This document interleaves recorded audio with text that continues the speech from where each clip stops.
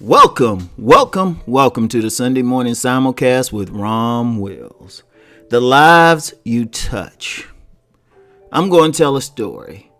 I remember there was a woman I worked with. She was a modest woman. She didn't have an education beyond a high school degree or a high school diploma. She was short of stature. But I remember, and she was very quiet, soft-spoken. But I remember a story she told me. She was telling me about her son. Now, she said the principal of her son's school had wanted to reach out to her. And she was like concerned. She said, oh, man, I hope he didn't get in trouble. And the principal wanted to reach out to her because of how well her son was doing. Now, it turns out all her children were doing well. Now, she was married. Her husband had a very modest job himself. And I just thought about it. I was like, you have this short-statured, very quiet, plain woman, but just the impact that she'll have just on her children, who they'll have an impact on, because she was telling me what her sons and daughters were doing. And I haven't talked to this woman in well over 25 years, but her sons and daughters were on a path to becoming attorneys, doctors, professionals, people who will touch other people's lives. Now, I share that story. I mean, we do get into who got what degree and how much money you have. But in my view, a powerful person is the person who can touch other people's lives in a positive way.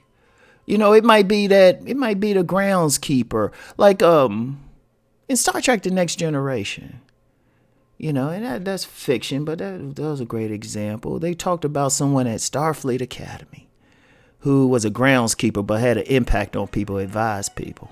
It's like, yeah, that's powerful. A person doing a humble job, but just because of saying the right thing to a person or being supportive of them. And I've seen people like that. I mean, we have people like that in neighborhoods. We have, like, if you go in some poor neighborhoods, you can go in some poor, crime-infested neighborhoods, and there's that one person that nobody mess with, everybody respect. You could have like hardcore murderers, gang members in this neighborhood. They basically terrorizing their own place. But then there's that one woman.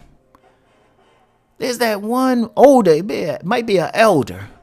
Nobody's messing with her. Nobody's touching her. In fact, if somebody were to mess with outside the neighborhood, those same murderers, gangbangers, and stuff, they'll hunt that person down. Everybody would lace up. And you meet people like that. I remember when I was coming up in my neighborhood, there was one young lady everybody knew in the neighborhood. Very, very physically attractive, very quiet. Very beautiful, very quiet, but nobody disrespected her. Nobody disrespected her in a sexual way. Nobody said anything out of the way to her.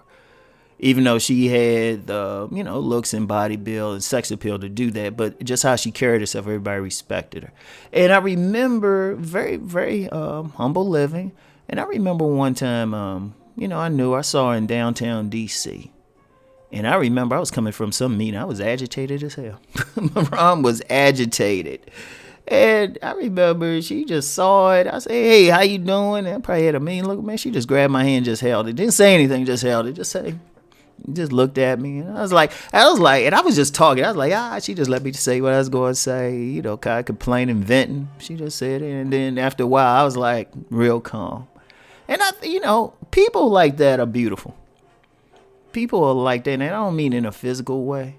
People like those that I've mentioned, real life, fiction, they are powerful in the sense of their spirit can bring healing to another person, or they can make it better. They're the type who they just come. I mean, I've seen this so many times. I've seen powerful men show respect to them, especially if they're women. But sometimes if it's a dude, it might be that dude, just quiet dude on the corner or something, or they're very humble, but everybody's listening to him. Now, I remember one dude like that. He transitioned a while ago.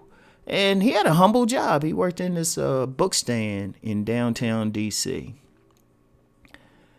And he was just an employee there, but the impact he had on people, like, he had attorneys. This is in the downtown part of K Street area where you have a lot of law firms. You had attorneys who would bow to his wisdom. They would listen to him. They would come seek his advice on something. And he's given me a lot of advice. And you think about him, he had a humble life, really. You look at him. He didn't have a high school education, but I actually got more financial advice. And I always remember the lessons he taught me. I always remember it really impacted. It's like, I don't like really discussing specific religious paths.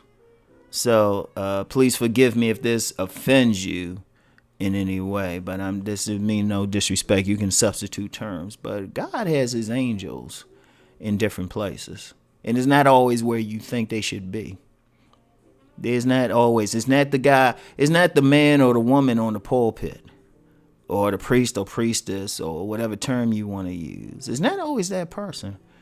It might be the person, it might be that man or woman in the poor neighborhood who's keeping people straight, or it might be the one to whisper in that gang leader's ears, like, dude, you got to change it. You a leader. Instead of out here running some drugs, killing your people, you could be doing a community center or something.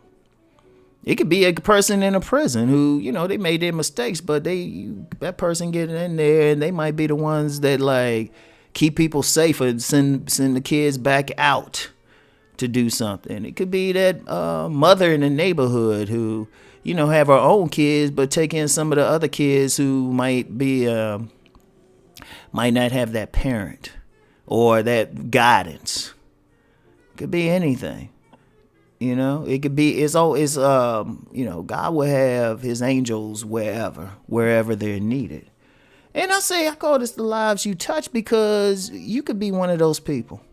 A lot of people feel like, well, I don't have this degree, or I don't have this standing, but yet you have something in your heart that can reach out to somebody and just say, give a kind word, or do something, like make you feel something. And I see people like this all the time. It's humble, and it's like they're in humble positions. But people love them because of the impact they have. Because of the impact that they have, that they reach out, that they say something. Or sometimes it might be, sometimes it could be that old dude who, like, just snatches you up. Now, a story I've told before, when I learned how to ride a bike. Now, and I always remember this. Now, I remember when I was younger, it was me and my mother and sister. We lived in it was, I know it now to be like a mother-in-law suite, but it was like a little spot we lived in. It was next to this bigger house. It was owned by a contractor. And, I didn't have the father figure at the time. And I remember I was trying to learn how to teach myself how to ride a bike. I took those training wheels off, and, independent Rom, I was just trying to figure it out. Fell a few times. I remember the owner of the house, this contractor, came out. He walked out. He was going someplace. He had to be going to church or something. I don't remember what it was exactly. But I remember Mr. Green, Mr. Green, may his soul always rest in peace. I remember this dude had on those white, how those old school guys did, that double-breasted suit on, nice shoes, everything, shine sharp. I remember he saw me out there in the street trying to ride that bike. My man came out there. He came out in full suit, shoes, picked me up, actually grabbed me by the neck and said, pedal, boy, pedal. That dude in a full sprint in a suit. He said, pedal, got me riding the bike. I always remember that. Then he went on to whatever he had to do, And I'm not sure how he felt about it, but that was a powerful thing. This man just took his time out, and you got people like that. You're one of those people. You never know. Don't downplay what you do. You don't know what example that you're setting for a person. You don't know what you might say. You might just say hi to a person. It might be what they needed to hear that day to keep them from like killing themselves. A smile, whatever, or some advice that you gave them. You never know. And that's a powerful thing. They always understand that, when we get into so many things, but people here to touch each other's lives. We can't help it. Just try to do it in a positive way. So that's all I have for today. Peace and blessings. Keep rising and transforming. Peace.